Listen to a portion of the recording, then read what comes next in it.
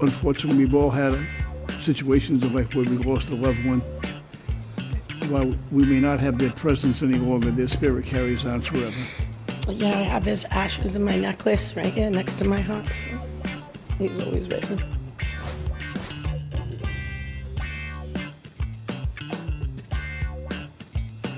I'm going to talk in sign language my mother gave to me, right?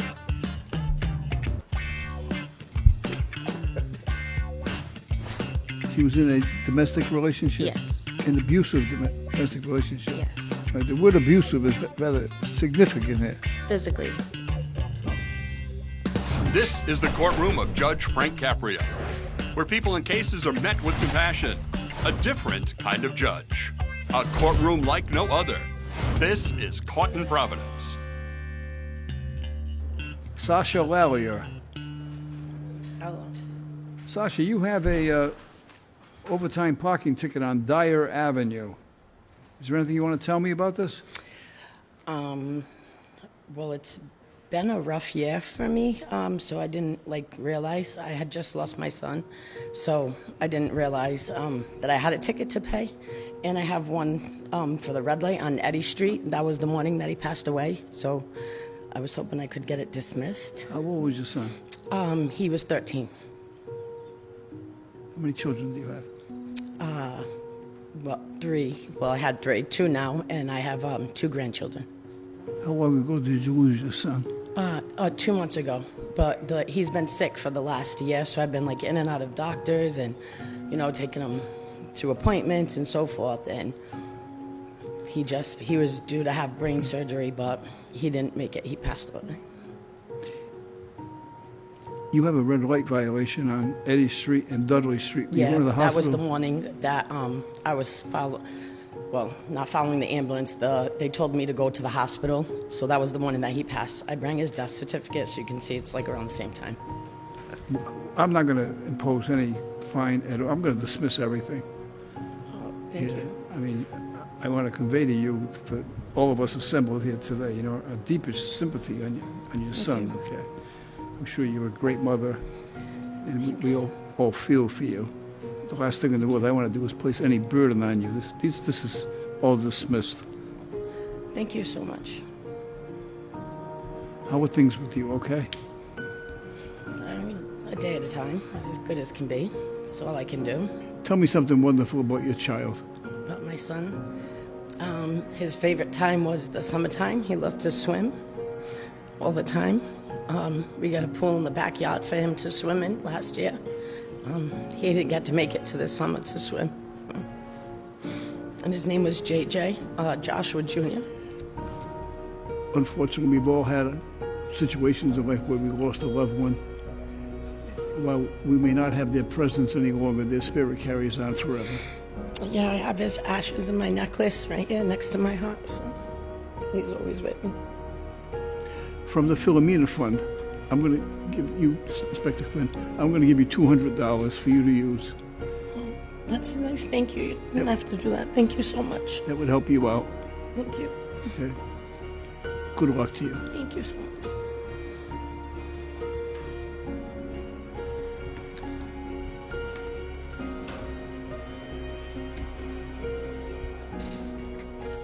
Is Mr. Ham here?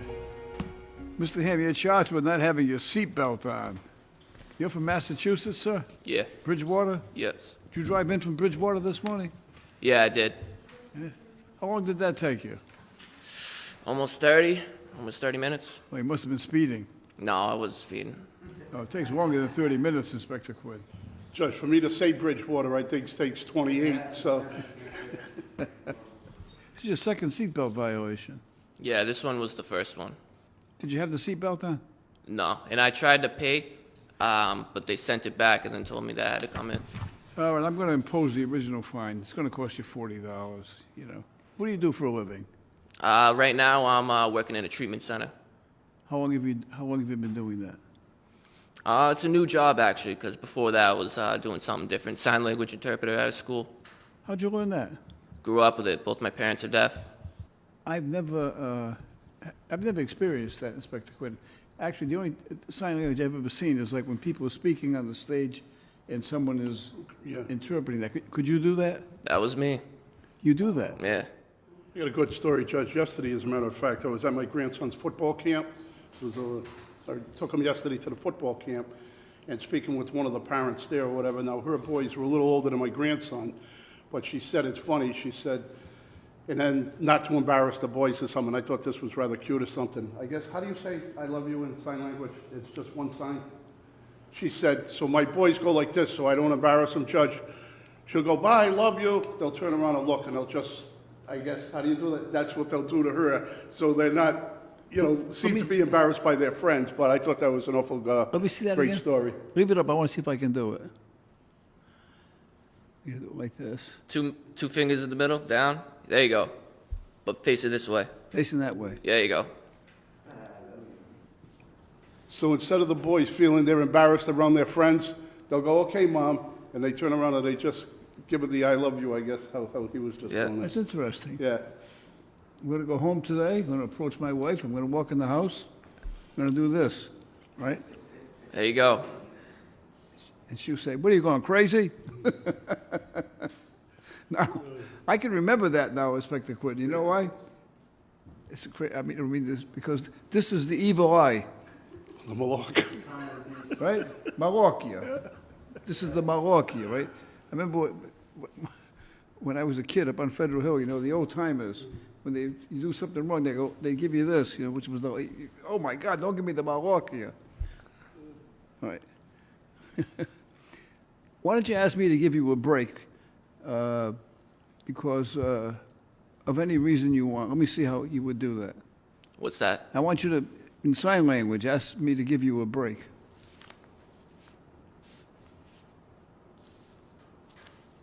What does this mean? Please. Please. I knew that meant break, and I knew Yeah. that meant please. Everything in between, Judge, he had me.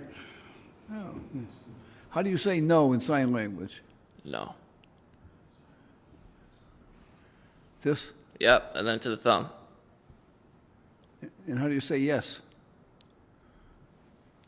And maybe? That's amazing. That's right. That is so cool. So this was your first language then, learning sign language? Basically my first language, yeah. And you, Learned it. I don't remember learning it. and you volunteer to do this as well? Yeah. You volunteer to help other people? Yeah. I'm going to give this guy a break, Inspector Quinn. All right, 1 second. Now you have to, judge is going to give you a break. Now you got to tell the judge, thank you, Your Honor, and have a great day, and do it in the sign language for him. Please, Okay. if you don't mind. Thank I you. would love to. Thank you.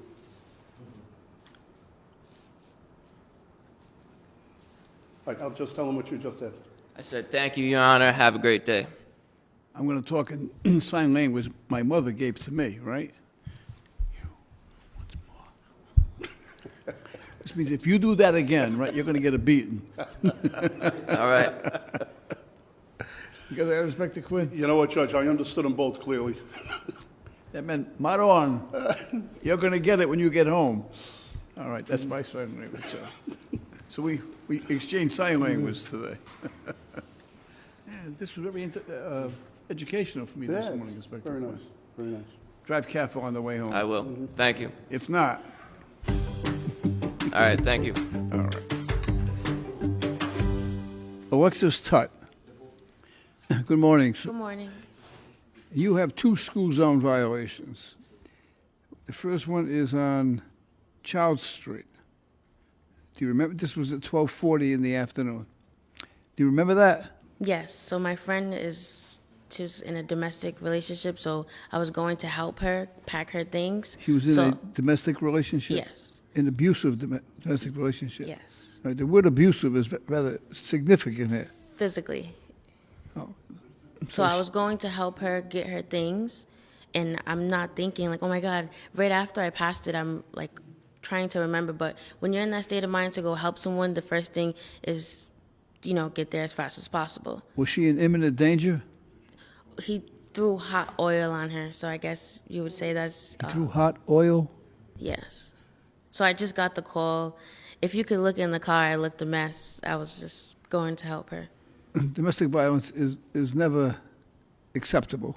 Agreed. to any degree. And, you know, it's not the subject of jokes, it's not the subject of anything, except it's a very serious problem that has to be addressed. So, and that's why I asked, was she in imminent danger? When she called you, was the incident going on? Was it? Yes. It was. And he actually texted me and told me to come and get her. So she called me crying, letting me know what's going on, and then I got a text message from him, which is really odd, and I knew that it was an emergency. Yeah. And when you got there, were you able to help her? Yes. You were. So I brought not only myself, but my girlfriend and my siblings.